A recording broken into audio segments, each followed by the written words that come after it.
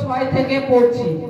যিশু তাহাকে বলিলেন, আমি পথ ও সত্য ও জীবন, আমার দিয়া না আসিলে কেউ পিতার নিকটে আইসে না। হালেলুয়া। যিশু খ্রিস্ট দেখুন কি বলছে। তার আগে প্রভুর কাছে থোমা কিছু প্রশ্ন করেছিল, বলছে, প্রভু আপনি কোথায় যাচ্ছেন? আমরা কিসে জানবো? তখন যিশু খ্রিস্ট বলছে যে আমি পথ, আমি সত্য, আমি জীবন। আমি সেই যেখান থেকে এসেছি সেখানে যাচ্ছি। আমি যেখানে ছিলাম, প্রভু কোথায় ছিলেন? স্বর্গে ছিলেন। তিনি স্বর্গের থেকে এসেছেন, তাই বলছে আমি যেখানে ছিলাম সেখানেই আমি যাচ্ছি। তারপরে বলছে আমি পথ, আমি সত্য, আমি জীবন। আমার মাধ্যমে কেউ যদি আসে তবেই সে। আমি পথ মানে কি? আমি রাস্তা। কোথায় যাওয়ার রাস্তা? এখানে যিশু বলছে আমি রাস্তা, আমি পথ। পথ কথার অর্থ রাস্তা। তা পথ তিনি বলছেন আমি পথ। তা এই আমি যে পথ, এই পথটা কোথায় যাচ্ছে? এই পথটা অনন্ত রাজ্যে, স্বর্গ রাজ্যে যাচ্ছে। এই পথটা যিশু খ্রিস্টের পথ স্বর্গ রাজ্যে যাচ্ছে। তাই বলছে আমি পথ আর সত্য। সত্য কি? সে তো আমি সত্য। তোমাদের সামনে জল জ্যান্ত তোমাদেরকে বলছি। প্রভু যিশু এইরকম বলছে। তারপরে বলছে আমি জীবন, আমি জীবন। আজকে প্রথমত প্রভু যিশু জীবন যে বলছে, জীবনের মানে কি? আজকে বাইবেলে আমরা যদি দেখি, ঈশায়া 61 অধ্যায় লেখা আছে প্রভুর বাক্যে যে সদা প্রভুর আত্মা আমাতে অধিষ্ঠান করেন। এই বাক্য প্রভু যিশু প্রাঙ্গণে যখন যান প্রথম তার জীবনের উপাসনালয়ে, সেদিনকে তিনি শাস্ত্র খোলেন, তখন এই বাক্য তার সম্মুখে আসে। আজকে প্রভু বলছে আমি জীবন। জীবন কথার অর্থ কি? আজকে যারা মৃত্যুর ছায়ার উপত্যকার মধ্যে থাকে, জীবনের সমস্যায়, আজকে জীবন কার কাছে আসলে পায়? প্রভু যিশুর কাছে। আজকে আপনারা নিজেরা ভালো করে জানেন, জগতে একসময় নিরাশ, আপনাদের আশা ছিল না, কিন্তু এখন আপনাদের কাছে আশা আছে। কারণ প্রভু যিশু জীবন, তিনি জীবন। তিনি তার কাছে যখন এসেছেন জীবনের কাছে, আর জীবন চায় না যে আর একটা জীবন শুকিয়ে যাক।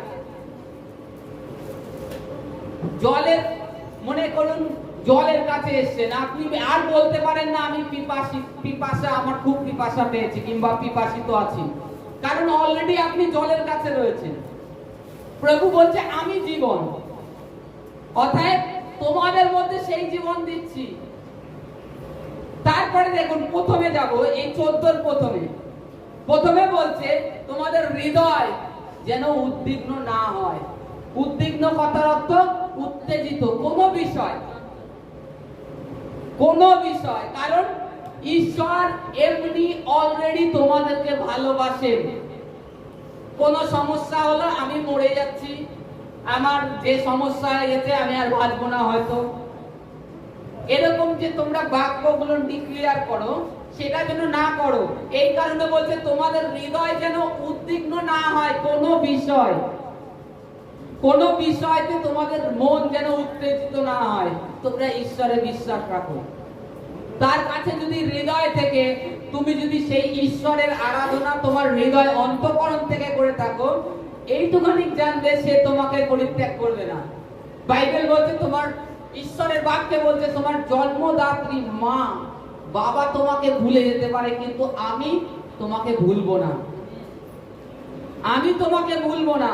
আর তোমাকে যদি স্বর্গে যেতে হয়, তবে কার কাছে আসতে হবে? প্রভু যিশুর কাছে আসতে হবে। জগতে অনেক পথ আছে, অনেক রাস্তা আছে, সকলে এসছে,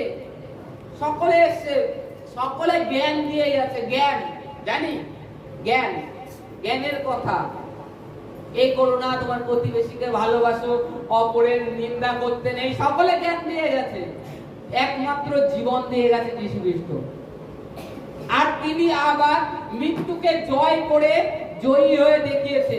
তিনি এই পৃথিবীতে এসে মৃত্যুবরণ করেছে, যে এটাই দেখিয়েছে প্রমাণত যে যে এই পৃথিবীতে জন্মগ্রহণ করে তার মৃত্যু আছে। এটা ঈশ্বরের সৃষ্টি, প্রকৃতির কিংবা প্রকৃতির নেচার এরকম বলতে পারেন, কিন্তু ঈশ্বরের সৃষ্টি, যে ঈশ্বর পৃথিবীতে মানুষকে সৃষ্টি করেছে, যার জন্ম হয়েছে তার মৃত্যু আছে। তাই যীশু খ্রিস্ট এটাই দেখিয়েছে যে তুমি যখন জন্মগ্রহণ করেছো তোমাকে আবার মরতে হবে, কিন্তু মরার পরে তোমাকে আবার পুনর্জীবিত হতে হবে। এটা শারীরিক জীবন, এরপরে আত্মিক জীবন, এরপরে আত্মিক জীবন। বারবার জন্ম নেই, বাইবেল এটা স্পষ্ট বলছে। একবারই ঈশ্বরের অনন্ত পরিবার তৈরি করছে, তার জন্য ঈশ্বর আমাদের এই মানব সন্তানের মধ্যে থেকে সেই অনন্ত রাজ্যের পরিবার তৈরি করছে, বেছে নিচ্ছে। বাইবেলে স্পষ্ট লেখা আছে ঈশ্বর বেছে নিচ্ছে। তা আজকে সেই অনন্ত পরিবারের অধিকারী হয়েছি, কিংবা আমরা জানতে পারছি প্রভু যিশু পথ, প্রভু যিশু জীবন। একজন এক এক রকম এসে বলে গেছে, কিন্তু প্রভু যিশু স্পষ্ট বলছে আমি পথ, আমি সত্য, আমি জীবন, আমি জীবন। তারপরে প্রথমে যে বাক্য দেখছিলাম এই 14 প্রথমে দেখুন, তারপরে বলছে আমার পিতার বাটিতে অনেক বাসস্থান আছে, যদি না থাকিত তোমাদিগকে বলিতাম না, কেননা আমি তোমাদের জন্য স্থান প্রস্তুত করিতে যাইতেছি। হালেলুয়া। তোমাদের হৃদয় উদ্বিগ্ন না হোক স্বর্গে নিয়ে, তোমাদের কি করবে না করবে কোনো বিষয় তোমাদের হৃদয় যেন উদ্বিগ্ন না হয়। আর আমি যে ক্রুশে যাব, এটা ক্রুশে যাওয়ার আগে প্রভু যে বাক্য বলেছিলেন তার শিষ্যদের কাছে, যে বলছে কোনো বিষয় তোমাদের হৃদয় যেন উদ্বিগ্ন না হয়। আমি যাচ্ছি সেখানে স্থান প্রস্তুত করতে, আর যদি না থাকতো তাহলে তোমাদেরকে বলতাম না। আছে আমার পিতার বাড়ি, আর সেখানে আমি তোমাদের জন্য যাচ্ছি, তোমাদের জন্য স্থান প্রস্তুত করতে, মানে তৈরি করতে। প্রভু বলছে তোমাদের জন্য স্থান তৈরি করতে আমি যাচ্ছি। তা তোমরা তাতে বিশ্বাস করো। যদি না থাকতো আমি স্পষ্ট বলে দিতাম, স্বর্গ টর্গ কিছু নেই। এইখানে এটাই বলছে, কিন্তু প্রভু এটাই বলছে যে আছে, তাই আমি তোমাদেরকে বলছি আমি স্থান প্রস্তুত করতে যাচ্ছি, আমি যাচ্ছি। তা আমি যাচ্ছি, তোমাদের হৃদয় যেন উদ্বিগ্ন না হয়, বিশ্বাস করো। তারপরে বলছে আর আমি যখন যাই ও তোমাদের জন্য স্থান প্রস্তুত করি, যখন পুনর্বার আসিব এবং আমার নিকটে তোমাদিগকে লইয়া যাইব। হালেলুয়া।